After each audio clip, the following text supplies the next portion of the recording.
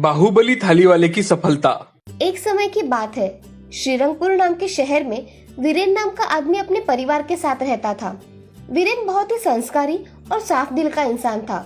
वीरेन के घर से कुछ दूरी पर ही उसका एक छोटा सा होटल था, जिसे वो बहुत अच्छे से चलाता था। वीरेन का जीवन बड़े आराम से चल रहा था। वो हर सुबह जल्दी उठकर बाजार जाता, होटल में लगने वाला सामान खरीदता और दिन भर अपने होटल में अपने ग्राहकों की मनपसंद चीजें बनाता और शाम को जल्दी होटल बंद करके घर आता था। वीरेन के परिवार में उसके माता पिता और उसकी पत्नी सपना और बेटा संदीप था।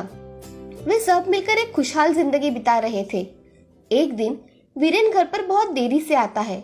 घर के सभी लोग वीरेन का इंतजार कर रहे थे, लेकिन घर आकर वीरेन बिना किसी से बात किए अपने कमरे में सो जाता है। सपना को समझ आ जाता है कि आज जरूर कुछ न कुछ हुआ है। सब लोगों का खाना होने के बाद सपना भी अपने कमरे में जाती है और देखती है कि वीरेन चेयर पर बैठकर किसी गहरी सोच में डूबा है। तभी सपना वीरेन से, जी सुनते हो, क्या हुआ है? आज आपने घर में किसी से बात तक नहीं की और बिना खाना खाए आप कमरे में चले आए। मुझे बताइए क्या हुआ है?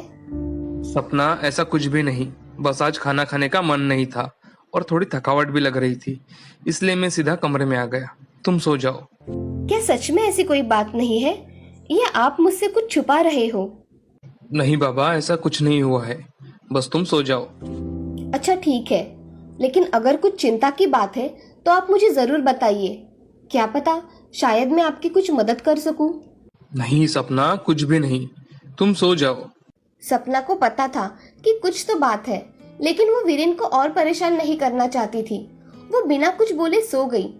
अगले दिन वीरेन हर रोज की तरह सुबह जल्दी उठकर होटल के लिए निकल गया और बहुत रात को घर आया। अब ये सिलसिला रोज का हो गया था। सपना को कुछ समझ नहीं आ रहा था कि आखिर अचानक ऐसे क्या हुआ है कि वीरेन इतने चिंता में रहता है, किसी से बात नहीं करता और ना ही अपनी परेशानी बताता है। हर रोज की तरह वीरेन आज भी घर बहुत लेट आता है। सपना ने आज सोच ही लिया था कि वो आज वीरेन से हर हालात में पूछकर ही रहेगी।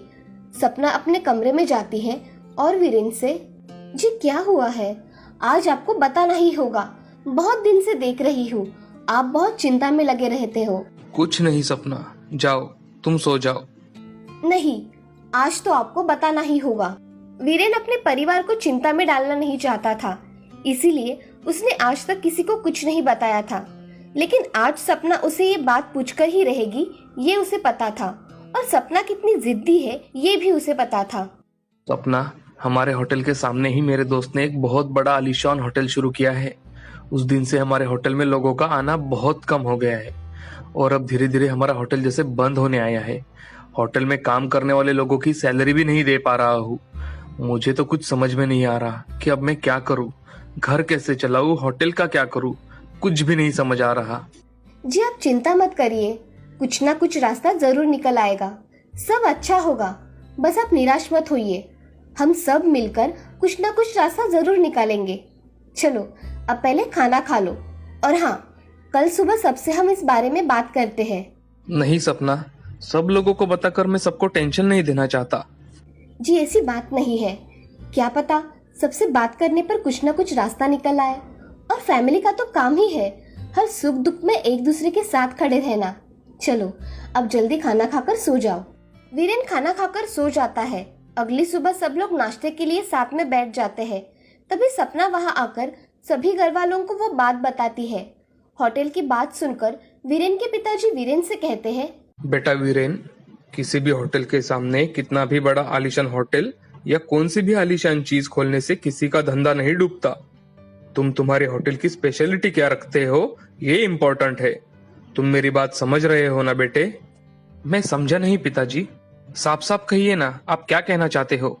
बेटे, तुम तुम्हारे होटल में कोई ऐसी चीज बनाओ जो कि सिर्फ तुम बनाते हो और अपने ग्राहकों की डिमांड को पहचानो, उन्हें क्या चाहिए और उसे लोगों के सामने अच्छी तरह से पेश करो।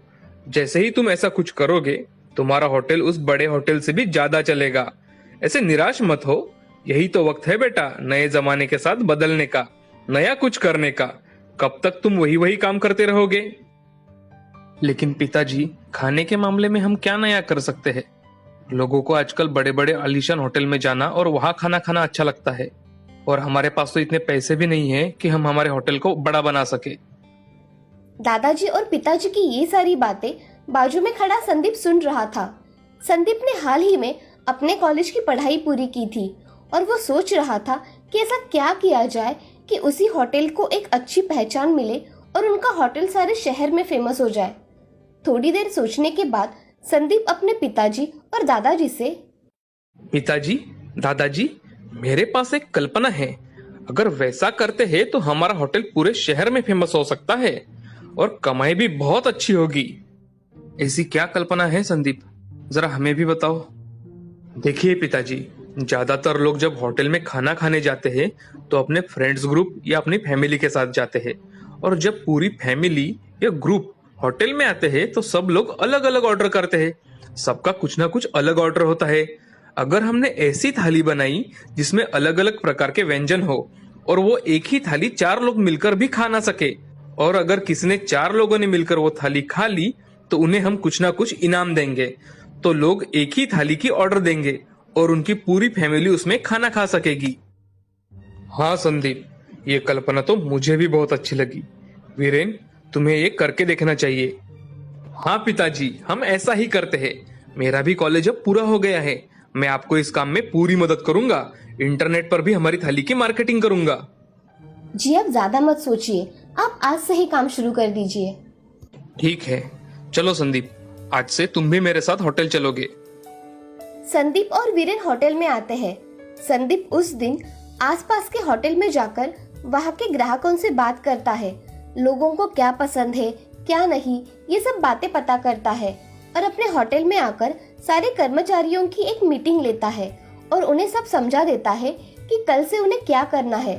सारे कर्मचारी भी संदीप की नई योजना की तारीफ करते हैं और काम में जुट जाते हैं। तभी उनमें से एक कर्मचारी संदीप के पास आता है और संदीप से पूछता है, संदीप भाई, अगर हम इतनी बड़ी थाली लोगों को देने वाले हैं तो हमें उस थाली का कोई नाम भी तो देना पड़ेगा ना। इतनी बड़ी थाली है तो हम उसे बाहुबली थाली नाम देते हैं। हाँ, ये नाम तो बिल्कुल सही रहेगा संदीप भाई।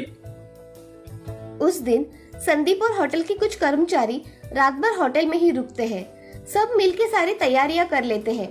संदीप ने एक बहुत बड़ा बैनर बना लिया था। उसे संदीप और कुछ कर्मचारियों ने मिलकर रात में ही होटल के बाहर लगा दिया। संदीप ने इंटरनेट पर भी बाहुबली थाली की मार्केटिंग कर ली थी। अगले दिन लोग होटल के पास आते और बाहर लगा बैनर देखते थे और उसे पूरा खाने पर जो इनाम मिलेगा ये देखते थे। उस दिन बहुत सारे लोगों ने बाहुबली थाली खाई। अचानक से एक दिन में आए ये बदलाव को देखकर वीरेन भी बहुत खुश हो जाता है। तभी एक ग्राहक संदीप से, भाई, यहाँ के होटल मैनेजर कौन है? जी मैं हूँ, बताइए आपको क्या चाहिए सर? अरे वाह बेटा, तुमने एक ही थाली में पूरी फैमिली खा सके ये जो काम किया है ये बहुत बढ़िया है। और हाँ, तुम्हारे थाली के सारे व्यंजन बहुत टेस्टी है। मैं मेरे दोस्तों को भी जरूर बताऊंगा कि तुम्हारे होटल आकर बाहुबली थाली खाए। धन्यवाद सर, आपको हमारी बाहुबली थाली पसंद आई, ये सुनकर हमें सच में बहुत खुशी है सर। सच में बहुत स्वादिष्ट खाना है तुम्हारे थाली का। चलो अब मैं चलता हूँ। वीरेन ग्राहकों की ये बात सुनकर संदीप के पास आता है और संदीप से, बेटा सच में तुम्हारी कल्पना बहुत अच्छी है। मैंने कभी सोचा भी नहीं था कि लोगों को ये सब पसंद आएगा।